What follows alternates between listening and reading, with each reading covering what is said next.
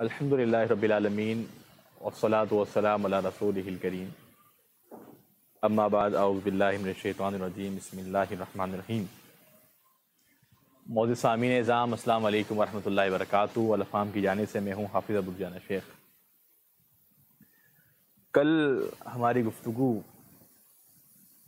سورہ فاطر پر ختم ہوئی تھی۔ ہم نے کہا تھا کہ انشاءاللہ کل سے سورہ یاسین کے حوالے سے ہم آگے گفتگو کریں گے۔ سورہ یاسین کے فضائل کے اندر بے شمار احادیث ہمارے معاشرے کے اندر بیان کی جاتی ہیں، لیکن وہ احادیث پایہ صحت تک نہیں پہنچتی، اور تقریباً جو جتنی بھی احادیث بیان کی جاتی ہیں خاص سورہ یاسین کی فضیلت کے حوالے سے، وہ روایات صحیح سند سے ثابت نہیں ہے۔ باقی قرآن مجید کا حصہ ہے، اس کے اندر بے شمار نصیحتیں موجود ہیں، انسان پڑھے بارہا پڑھے، لیکن جو ایک خاص فضیلت جو بیان کی جا رہی ہے اس تناظر کے اندر، کیونکہ روایت کا صحیح ہونا یا حسن ہونا ضروری ہے۔ اگر روایت صحیح یا حسن نہیں ہے، ضعیف یا موضوع روایت ہے، تو اس حدیث کی موجودگی اور عدم موجودگی دونوں برابر ہے۔ تو لہٰذا جو روایت صحیح یا حسن ہے اس کے اوپر عمل کیا جائے۔ اس صورت کے اندر اللہ رب العالمین کی قدرت کاملہ، حکمت بالغہ اور اللہ رب العالمین کی عظیم نشانیاں اس صورت کے اندر بیان ہوئی ہیں۔ اچھا جی، قرآن حکیم کا تذکرہ کہ قرآن حکیم نازل کیا گیا ہے، اور حضرت اسماعیل علیہ السلام کے بعد عرب کے اندر کوئی پیغمبر نہیں آئے تھے محمد مصطفیٰ صلی اللہ علیہ وآلہ وسلم تک۔ اس گیپ کے اندر کوئی بھی پیغمبر نہیں آئے تھے، تو بیان کیا گیا کہ یہ قرآن اس قوم کو نصیحت کرنے کے لیے، اس قوم کو ڈرانے کے لیے کہ جن کے آبا و اجداد نہیں ڈرائے گئے، کیونکہ حضرت اسماعیل علیہ السلام کے بعد کوئی نبی عرب کے اندر نہیں آئے، تو لہٰذا آبا و اجداد ڈرائے نہیں گئے، تو لہٰذا اب اس قوم کو مخاطب کرے کہا جا رہا ہے کہ اب تمہارے پاس پیغمبر آ گئے ہیں، تمہارے پاس اللہ رب العالمین کی کتاب پہنچ گئی ہے، لہٰذا اب اللہ رب العالمین کی ذات کے اوپر ایمان لے آؤ، اور اللہ رب العالمین کی ذات تقوی اختیار کرو، اللہ رب العالمین کی ذات سے ڈرو۔ اور اگر نہیں مانتے تو فرمایا گیا آگے کہ پھر روز قیامت گردنوں کے اندر توق ان کفار کی ڈال دیا جائے گا۔ آگے ایک بستی کا تذکرہ کیا گیا کہ جس کے اندر پے در پہ 3 رسول بھیجے گئے۔ پہلے 2 بھیجے، ان دونوں کے ساتھ انہوں نے مذاق کیا اور ان دونوں کی بات نہ مانی۔ پھر جب تیسرے رسول بھیجے گئے تو ان کے ساتھ بھی وہی رویہ، کہا کہ آپ تو ہماری طرح انسان ہیں، آپ تو جھوٹی باتیں کر رہے ہیں۔ اس طرح جو رویہ لوگوں کا رہا ہے بعین ہی وہی رویہ رہا۔ تو اور قوم اس قدر افسوس کی بات کہ جب ظاہر سی بات ہے قوم رسولوں پر ایمان نہیں لاتی، رسولوں کا مذاق اڑاتی ہے، تو اللہ رب العالمین کی طرف سے عذاب اس قوم کے اوپر نازل ہوتا ہے، وہ قوم مشکلات سے دوچار ہوتی ہے۔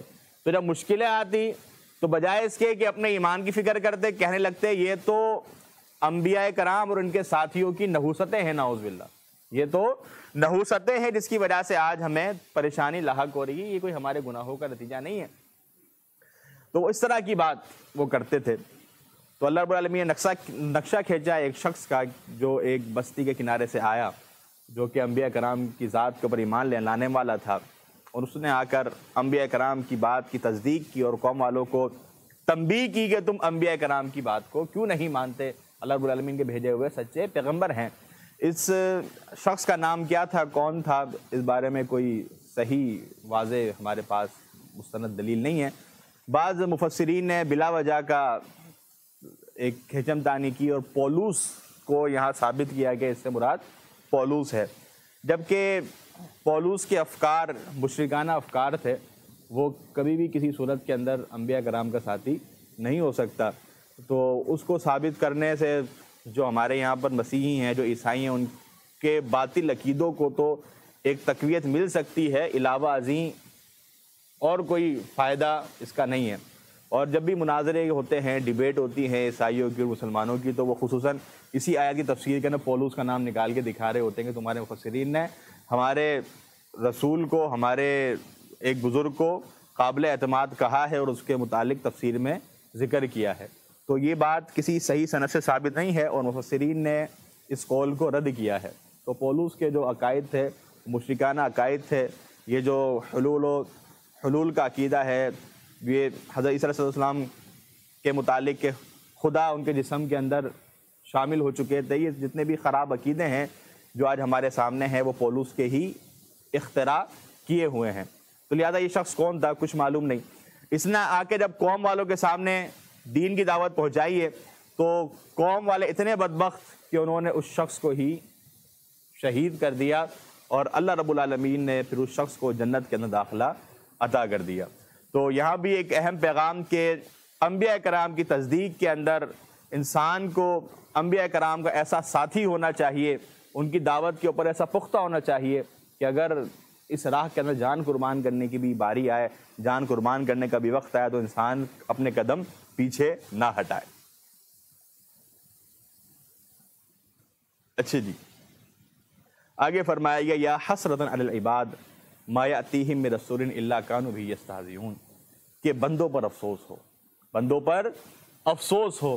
اللہ رب العالمین ان کے پاس جب پیغمبر بھیجتے ہیں تو وہ پیغمبروں کے ساتھ ہنسی مذاق کرتے ہیں، ان کی تعلیمات اور ان کی باتوں کے اوپر طنزیہ کلمات کہتے ہیں، استہزاء کرتے ہیں۔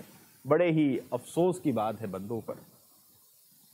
اور آگے اللہ رب العالمین نے تخلیقات کا تذکرہ کیا کہ اللہ رب العالمین اس مردہ زمین سے ایک زندہ اور ایک ہرا اور سرسبز پودا اللہ رب العالمین اگاتے ہیں، وہ پھر تنا اور درخت بن جاتا ہے۔ تو یہ اشیاء جتنی بھی ہیں، یہ مخلوقات اللہ رب العالمین نے ان کا تذکرہ کیا، سورج کا تذکرہ کیا، چاند کا تذکرہ کیا، اور یہ اپنے اپنے مدار میں گردش کر رہے ہیں۔ ان کا تذکرہ کرنے کے بعد سواریوں کا تذکرہ کیا، اور اس لیے کیا کیونکہ مخلوق جو ہے وہ خالق کا پتہ دیتی ہے، مخلوقات جو ہیں وہ خالق کا پتہ دیتی ہیں۔ اور اگر نہیں سمجھتے تو آگے بیان کر دیا گیا کہ پھر ایک دم قیامت نے بھی آ جانا ہے اور سور پھونک دیا جائے گا اور پھر جسموں کے اندر روحیں باقی نہ رہیں گی، انسان فنا ہو جائے گا اور پھر نہ توبہ قبول کی جائے گی اور نہ کوئی عمل اس موقع پر قبول کیا جائے گا، اور سب لوگ عین یقین سے تمام امور کو دیکھ لیں گے۔ ٹھیک ہے جی، ایک علم یقین ہوتا ہے اور ایک عین یقین ہوتا ہے۔ علم یقین کہ ایک چیز کے متعلق آپ کو یقین ہے، علم ہے کہ یہ واقعی میں ایسے ہی ہوگا، یہ کام ایسے ہی ہوگا۔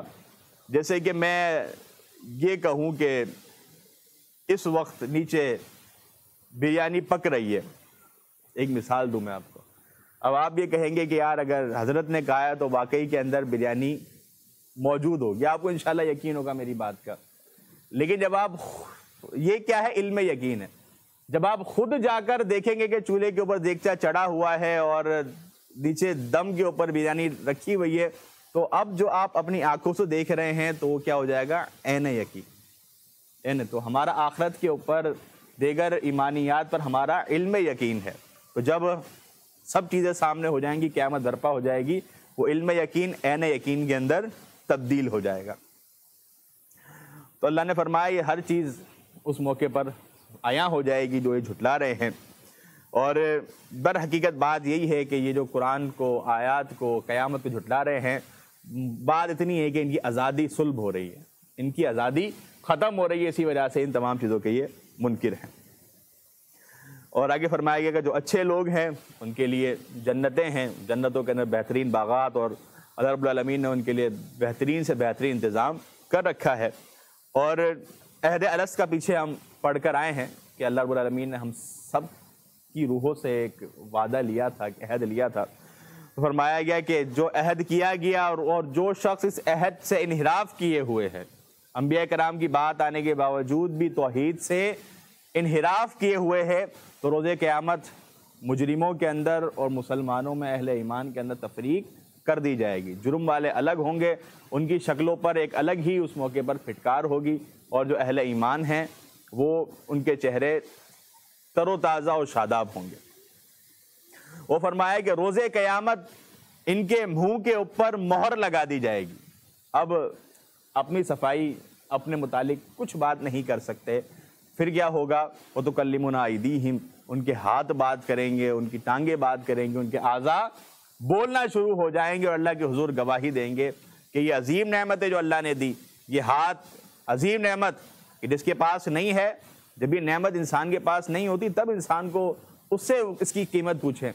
تو جو نعمت اللہ نے عظیم جو ہمیں عطا کر دی ہے، انسان کا اگر ایک گردہ، اس کی آپ مارکیٹ کے اندر ایک قیمت لگوا لیں، کیا ہی اس کی قیمت ہے؟ آپ کو جسم کے اندر خون کی کمی، خون دینے والا نہ ہو تو آپ دیکھ لیں، ہمارے یہاں بھی کورونا کے ٹائم پہ لوگ اپنا پلازما، جو بندہ کووڈ سے سروائیو کر جاتا تھا تو ایک علاج یہ بتایا گیا کہ وہ اپنا خون کا کچھ حصہ پلازما وہ دے تاکہ اگلے کووڈ زدہ شخص کو جب وہ لگایا جائے تو وہ اس سے بہتر ہو جائے گا۔ یہ ایک علاج تجویز کیا گیا۔ تو جو بندہ صحت یاب ہو جاتا وہ اپنا خون 8 لاکھ روپے کا فروخت کرتا تھا۔ تو یہ کیا چیزیں ہیں کہ یہ تمام اشیاء ہمیں فری کے اندر جو مل گئی ہیں، جو یہ نعمتیں ہمیں عطا کر دی گئی ہیں، یہ بہت قیمتی ہیں۔ تو یہ جب قیمتی ہیں، ہم ان کو ضائع کریں گے تو پھر سوال ہوگا۔ ہم کسی کو چند ٹکوں کی بھی کوئی چیز دیتے ہیں نا تو اس سے بھی سوال کرتے ہیں کہ ہم نے آپ کو دیا، آپ نے کیا کیا۔ تو اللہ رب العالمین نے جو یہ اشیاء، یہ چیزیں جو ہمیں دی ہیں، یہ فضول نہیں دی، ان کے مقاصد ہیں، اور پھر ان مقاصد کے متعلق سوال کیا جائے گا کہ جو مقصد تھا وہ پورا کیا، یا ان ہاتھوں کو، ان آنکھوں کو، ان کانوں کو، ان ٹانگوں کو غلط راہوں کے اندر تم استعمال کرتے رہے۔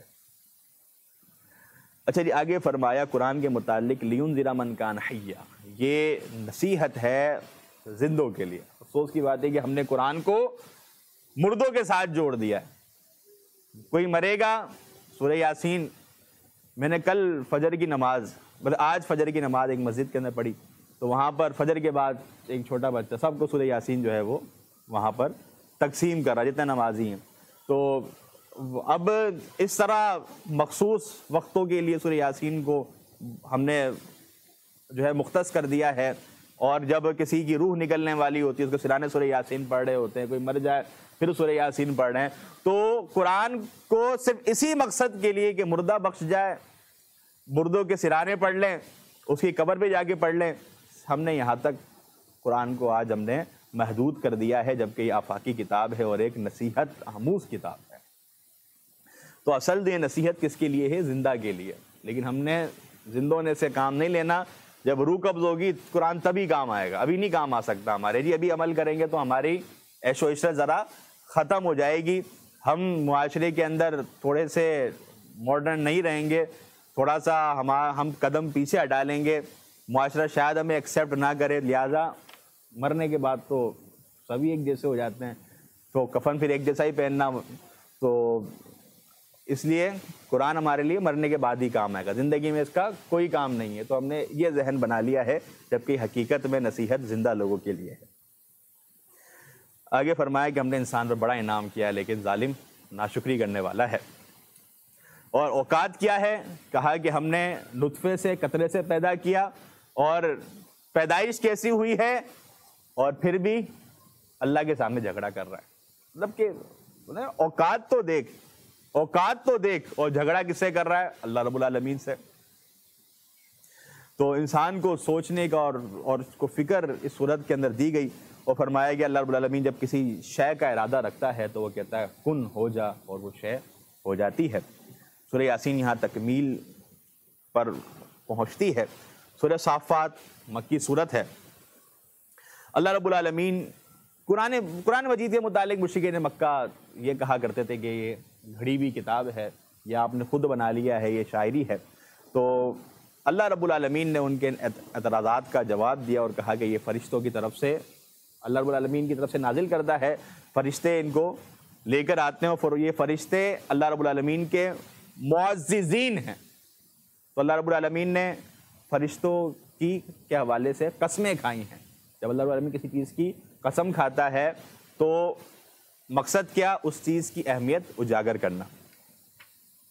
تو اللہ رب العالمین فرشتوں کے ذریعے اپنے نبی پر نازل کرتا ہے بالکل احتیاط کے ساتھ، اور کوئی شیطان، کوئی جن اس کو اچک نہیں سکتا، کیونکہ اللہ رب العالمین نے آسمان دنیا کے اوپر جو ستارے ہیں ان کو اس حفاظت پر معمور کیا ہوا ہے۔ جیسے ہی کوئی جن کوئی شیطان آتا ہے اور اچکنے کی کوشش کرتا ہے تو یہ ٹوٹا ہوا تارا جو ہم نے دیکھا ہے یہ اس شیطان کو مار لگتی ہے اور وہ وہاں پر ختم ہو جاتا ہے۔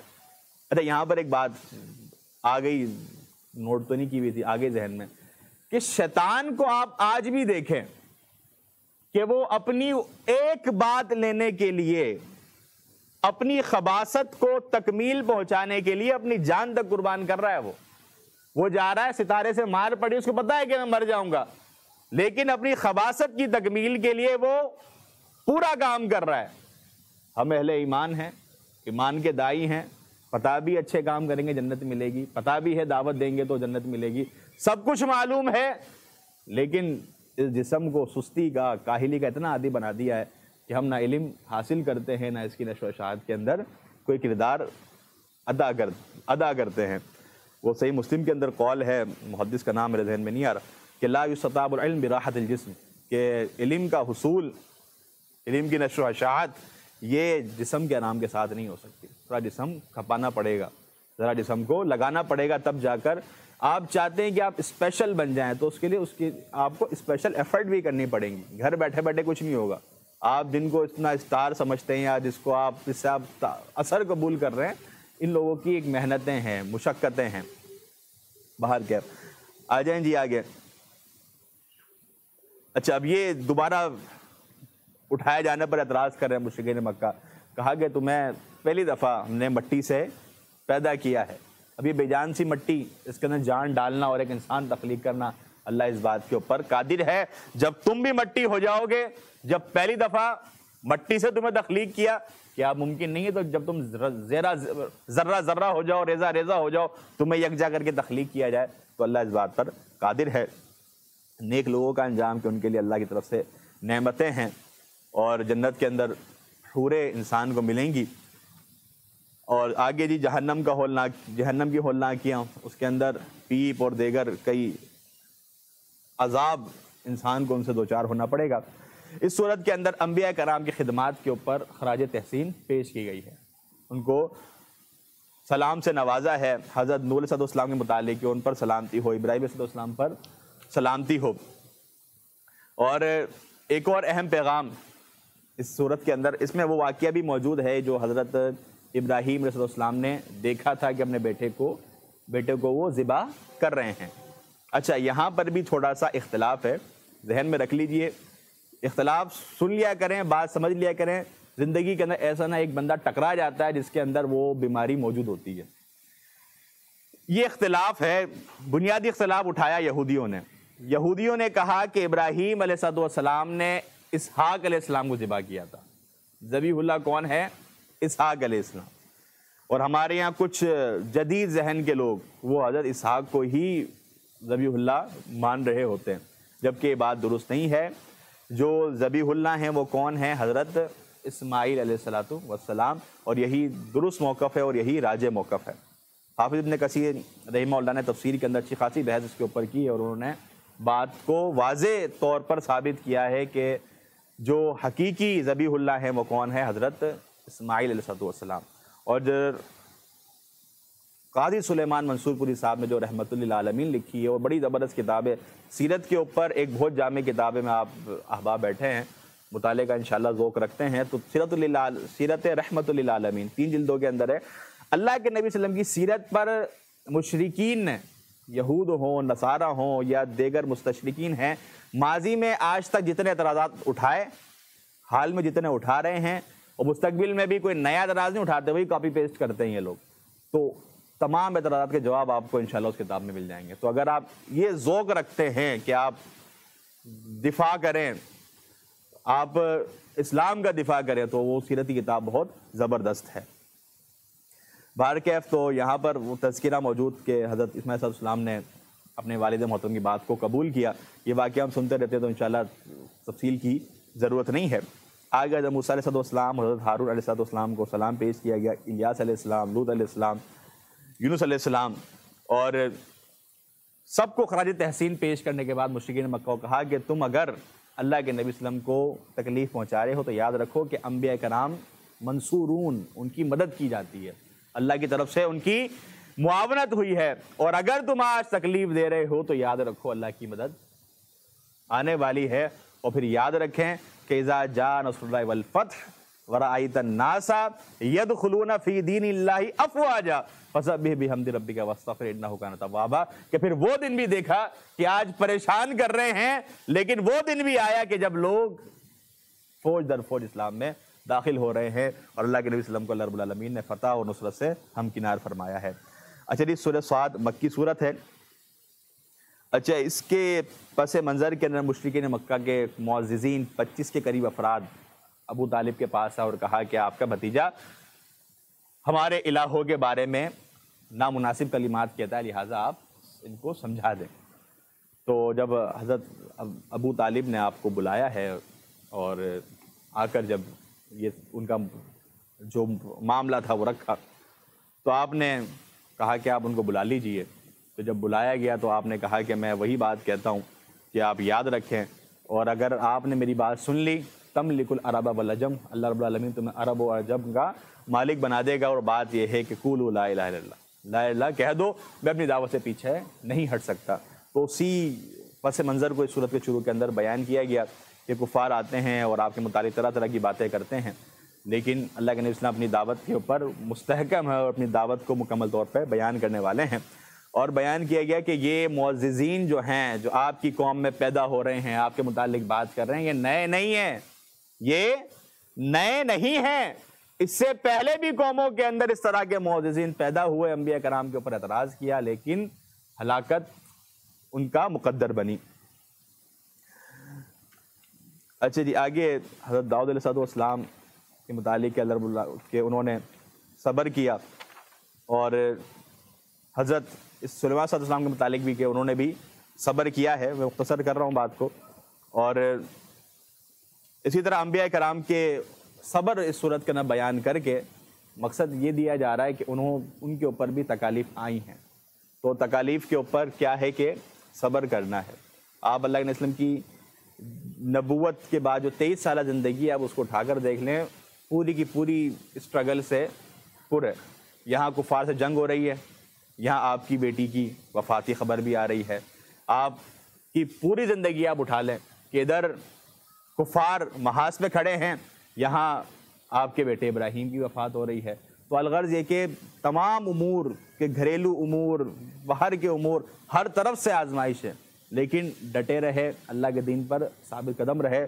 اور اللہ کے نبی کریم صلی اللہ علیہ وسلم کی زندگی جو ہمارے لیے بہترین نمونہ ہے، یہ صرف زبانی بات نہیں ہے، آپ پڑھیں، آپ واقعی میں اش کر اٹھیں گے کہ واقعی میں کہ ایسی زندگی ہے کہ جس کو فالو کرنا چاہیے۔ پڑھنے کے بعد اندازہ ہوگا کہ آپ کہیں گے یار واقعی میں ایسی لائف ہے کہ انسان اگر فالو کرے تو کبھی ناکام نہیں ہو سکتا۔ پھر زبانی بات نہیں ہے، یہ آیات صرف ہم کہتے ہیں جی بہترین نمونہ ہے، ایسی بات نہیں ہے۔ پڑھیں آپ خود کہیں گے یار واقعی میں ایسی لائف ہے، ایسا لائف اسٹائل ہے کہ انسان فالو کرے کبھی ناکام نہیں ہو سکتا۔ اور یہ آپ کا اعجاز ہے کہ زندگی کے کسی مقام پر، کسی موڑ پر، کسی بھی شعبے سے آپ کا تعلق ہو، آپ سیرت کو اپنائیں گے انشاءاللہ کبھی بھی پریشان نہیں ہوں گے۔ اچھا جی، آج کی ہماری آخری سورت سورۃ الزمر ہے، مکی سورت ہے۔ اچھا جی، شروع کے اندر قرآن مجید کی تنزیل کا اور اس کے نزول کا ذکر کیا گیا، اور بیان کیا گیا کہ مشرکین مکہ جو بتوں کو پوجتے ہیں تو یہ کیا کہتے ہیں کہ یہ اللہ کے ہاں ہمارا وسیلہ ہے۔ کیا کہتے ہیں؟ اللہ کے یہاں پر ہمارا وسیلہ ہے۔ جو ہمارے یہاں لوگوں نے بھی آج اپنے فوج خدگان کو وسیلہ بنا لیا ہے، تو یہ وہی باتیں ہیں جو مشرکین مکہ کرتے ہوئے آئے ہیں۔ تو یہ مشرکین مکہ جو اللہ کے حضور ان کو وسیلہ بنا رہے ہیں، ان کا رد کیا گیا کہ اللہ رب العالمین کے ہاں یہ کوئی سفارشی نہیں ہے، کوئی وسیلہ نہیں ہے، یہ ان کا جھوٹا گھڑا ہوا عقیدہ ہے۔ اللہ رب العالمین کا تعارف یہاں بیان کیا گیا، اور بیان کیا کہ اللہ رب العالمین شکر کو پسند کرتا ہے، ناشکری کو پسند نہیں کرتا۔ ہجرت کا حکم کہ جب آپ دیکھتے ہیں کہ اسلام پر عمل کرنا مشکل ہو چکا ہے تو اب ہجرت کر جاؤ اور اسلام پر عمل کرنے کے لیے دارالسلام تم پہنچ جاؤ۔ آگے بیان کیا کہ عقل مندوں کی ایک نشانی یہ ہے کہ وہ اللہ کے ساتھ شرک نہیں کرتے، اللہ رب العالمین کی ہی عبادت کرتے ہیں۔ عقل مند آدمی وہی ہے جو نقطہ توحید کو سمجھے۔ جو توحید کو نہیں سمجھ رہا وہ عقل مند نہیں ہے۔ قرآن نے اس کو شر الدواب کہا ہے۔ قرآن نے کہا ہے کہ اولئک کالانعام بل ہم اضل، کہ بدترین جانور ہیں، جانوروں سے بھی بدترین ہیں۔ یہ کون لوگ ہیں؟ جو توحید نہیں سمجھ رہے۔ تو عقل مند وہ ہے جو نقطہ توحید سمجھے، چاہے اس کے پاس ڈاکٹریٹ کی ہو، بڑے سے بڑی ڈگری، یا وہ دنیا کا سب سے بڑا فلسفی کیوں نہ ہو، توحید نہیں سمجھ رہا تو یہ بودھ اور بے عقل قسم کا انسان ہے۔ آگے اللہ نے مثال دی توحید کی، بڑی پیاری مثال، کہ ایک غلام ہے جس کے 100 مالک ہیں، اور ایک غلام ہے جس کا ایک مالک ہے۔ تو مجھے بتائیں کہ یہ جو اللہ رب العالمین نے مثال دی، کیا یہ دونوں برابر ہو سکتے ہیں؟ ہرگز نہیں۔ تو اگر اللہ کے علاوہ کئی خالق ہوتے تو ہمارے پاس کوئی ایک امر ہوتا، انسان پریشان رہتا۔ ایک مالک جب اس کا ہی حکم چلے گا تو وہ ایک ذہنی سکون ہوتا ہے۔ اگر جس طرح ہمارے یہاں جو مسجد کے بیچارے مؤذن ہوتے ہیں اور جو بیچارے آئمہ ہوتے ہیں، ان کے سر کے اوپر 5-6 متولی ہوتے ہیں۔ ایک کہہ رہا ہوتا ہے کہ یہ کھڑکی بند کرو، ایک کہتا ہے کہ وہ دروازہ بند کرو، پھر دوسرا کہتا ہے کہ آپ نے یہ کھڑکی کیوں بند کیا، آپ نے دروازہ بند کیوں کیا، پھر تیسرا آتا ہے کہ کھڑکی کا ایک پٹ بند کرو، دروازے کا ایک پٹ کھول دو۔ تو اس طرح بیچارہ امام جو ہے وہ کہاں جائے، اور پھر دھم کی سب نے دینی ہوتی ہے۔ تو یہ چیز ہے کہ جب زیادہ بیٹھ جاتے ہیں نا سر کے اوپر، وہ کہتے ہیں سارے ہی باپ بن جاتے ہیں، تو پھر کام نہیں چلتا۔ تو اللہ رب العالمین کی وحدانیت اور کائنات کا نظام جو بہترین شکل میں چل رہا ہے، یہ اس بات کی واضح طور پر دلیل ہے کہ ایک ہی ہے خالق، اور اس کے علاوہ کوئی بھی عبادت کے لائق نہیں ہے۔ 23ویں پارے کی تکمیل، 24ویں پارے کا کچھ حصہ سورہ زمر کے اندر جو ہے وہ سورہ زمر کا کچھ حصہ 24ویں پارے میں ہے، اس کو مکمل کرتے ہیں۔ اچھا جی، قرآن مجید کے متعلق کفار نے کہا کہ آپ نے گھڑ لیا ہے، تو اللہ رب العالمین نے فرمایا کہ بڑے ہی عجیب لوگ ہیں، ان کا ٹھکانہ جہنم کی آگ ہی ہے، کہ انہوں نے سب سے سچی بات جو ہے اس کا انکار کر دیا۔ وَمَنْ أَصْدَقُ مِنَ اللَّهِ قِيلًا، اللہ کی بات زیادہ سچی بات کس کی ہو سکتی ہے، انہوں نے اسی کو ہی جھٹلا دیا ہے۔ اور آگے فرمایا گیا، اسی مثال کو دیکھیں اور پھر یہاں آپ دیکھیں، أَلَيْسَ اللَّهُ بِكَافٍ عَبْدًا، کیا اللہ اپنے بندوں کو کافی نہیں ہے؟ کیا اللہ اپنے بندوں کو کافی نہیں ہے؟ اللہ کی ذات کافی ہے جی، کارساز ہے، جو تم بنا لیے ہیں ان کی کوئی وقت کوئی حیثیت نہیں ہے۔ اور کہا کہ مشرکین اتنے ظالم ہیں کہ جب خالص اللہ کا ذکر کیا جاتا ہے تو ان کے دل تنگ ہو جاتے ہیں۔ یہ اللہ کی بڑی نعمت ہے ہمارے اوپر کہ جب ہم شرک کا تذکرہ سنتے ہیں تب ہمارے دل تنگ ہوتے ہیں، اللہ کی توحید کا جب تذکرہ سنتے ہیں تو دل باغ باغ ہو جاتا ہے۔ تو جو مشرک ہوتا ہے اس کا چکر دوسرا ہے، جب آپ توحید سمجھائیں گے نا تو غصہ آ جائے گا اس کو، یار ایک اللہ سے مانگنے کی بات کر رہا ہے، ایک اللہ سے مانگنے کی بات کر رہا ہے، یہ کیا بات کر دی، تو ہمیں مشرک کہہ رہا ہے، تو ان کے دل فوراً تنگ ہو جاتے ہیں جب ایک اللہ سے مانگنے کی بات کی جائے۔ تو یہ مشرک کو آپ بآسانی پہچان سکتے ہیں، جب آپ اللہ سے اکیلے مانگنے کی بات کریں اس کا دل فوراً تنگ ہو جائے گا۔ اور جو موحد ہے سبحان اللہ، اس کی کیا ہی بات ہے، جب ایک اللہ سے مانگنے کی بات کی جائے گی اس کے چہرے پر شادابی آ جائے گی۔ آگے فرمایا گیا کہ میرے وہ بندے جنہوں نے اپنے آپ پر ظلم کیا اور اپنے آپ کو انہوں نے گناہوں سے بھر لیا ہے، تو اب وہ چاہتے ہیں کہ اللہ کی طرف لوٹ آئیں، چاہتے ہیں تو اللہ رب العالمین کی رحمت سے مایوس نہیں ہونا۔ لا تقنطوا من رحمت اللہ، اللہ کی طرف لوٹنا چاہتے ہو تو آ جاؤ، اللہ معاف کرنے والا ہے، بخشنے والا ہے، رحم کرنے والا ہے، ندامت ہے، ندامت کا اظہار کریں، اللہ کے حضور بخشش مانگیں۔ رمضان کا مہینہ ہے، آخری عشرہ شروع ہونے والا ہے، روئیں اللہ کے حضور، گڑ گڑائیں، کہیں اللہ گناہوں کو معاف کر دے، اللہ بڑا سیاہ کار ہوں، اللہ گناہوں کو معاف کر دے، روئیں، گڑ گڑائیں، معافی مانگیں۔ رونا نہیں آ رہا، رونے کی شکل بنائیں، اپنے گناہوں کے حوالے سے سنجیدہ ہو جائیں، اس کے اندر کوئی مذاق نہیں ہے، سنجیدہ ہو کر اللہ کے حضور توبہ کریں۔ اللہ گنہگار، اللہ گناہوں والی زندگی بہت گزاری، اللہ معافی چاہتا ہوں، معافی مانگے، اللہ سے دعا کریں، اللہ مجھے مبارک بنا دے، اللہ مجھے بابرکت بنا دے، اللہ مجھ سے نور پھوٹے، اللہ لوگ مجھ سے نور سمیٹ سمیٹ کے جائیں۔ اللہ سے دعا کریں، گناہوں کی معافی مانگیں اور اللہ سے دعا کرتے رہیں۔ اللہ رب العالمین کی ذات دعاؤں کو قبول کرنے والی ہے۔ صرف گاڑی بنگلہ یہ چیزیں یہ بہت چھوٹی چیزیں، اللہ رب العالمین سے بڑی اشیاء کا سوال کریں۔ بات بس ہمارا آخری جو ہے وہ صفحہ بچا ہے، ایک حدیث ذہن میں آ گئی، میں وقت زیادہ ہو رہا ہے لیکن ایک بات ذہن میں آ گئی اسی تناظر میں، کہ اللہ کے نبی کریم صلی اللہ علیہ وسلم نے ایک صحابی رسولوں کو کہا کہ سوال کرو، جو سوال کرو گے تمہیں عطا کیا جائے گا۔ تو صحابی نے کہا کہ اتنی بڑی اپرچونٹی کہ جو مانگوں گا پورا کیا جائے گا، تو کہا کہ حضور صلی اللہ علیہ وسلم میں آپ کو سوچ کے بتاؤں گا، میں سوچ کے بتاؤں گا۔ تو جب ملے ہیں اگلی ملاقات میں تو کیا سوال کیا؟ اے اللہ کے رسول صلی اللہ علیہ وسلم، جنت میں آپ کا پڑوس چاہیے، آپ کا پڑوس جنت کے اندر چاہیے۔ تو جب انسان کے پاس اپرچونٹی بڑی ہو تو اس کو چھوٹی چیزوں میں ضائع نہیں کرنا چاہیے، بڑی چیزوں سنجیدہ ہو جائیں اپنے سے۔ اچھا جی، شرک اتنا بدترین عمل کہ اللہ رب العالمین نے فرمایا کہ اگر انبیاء کرام جیسی معززین جن کو اللہ رب العالمین سلام پیش کر رہا ہے، ان کی خدمتوں کو سراہ رہا ہے، اگر یہ بھی شرک میں پڑ جاتے تو ان کے اعمال بھی ضائع ہو جاتے۔ اور فرمایا کہ اللہ رب العالمین کی قدر نہیں کی جس طرح اس کی قدر کرنے کا حق تھا۔ آگے آخری بات، آخری رکوع، جہنمی اور جنتیوں کا تذکرہ کہ جب جہنمی جہنم میں جا رہے ہوں گے، فرشتے سوال کریں گے کیا تمہارے پاس رسول نہیں آئے؟ کیا تمہارے سامنے اللہ کی آیات نہیں آئی؟ وہ کہیں گے کہ ہاں آئی تھی، لیکن ہم انکار کرنے والے تھے، ہم ماننے والے نہیں تھے۔ جہنم میں ان کو دھکیل دیا جائے گا، پھینک دیا جائے گا، اور جنتی جب جنت میں جا رہے ہوں گے، فرشتے ان کو سلام پیش کریں گے اور ان کو جنت کی نعمتوں کی خوشخبری دیں گے۔ اچھا جی، بس یہاں پر ہماری آج کی گفتگو ختم ہوتی ہے۔ انشاءاللہ کل سورہ مومن سے ہم اپنی گفتگو کا آغاز کریں گے۔ اللہ رب العالمین قرآن کے ساتھ تعلق قائم کرنے اور قرآن پر عمل پیرا ہونے کی توفیق عطا فرمائے۔ وما علینا الا البلاغ۔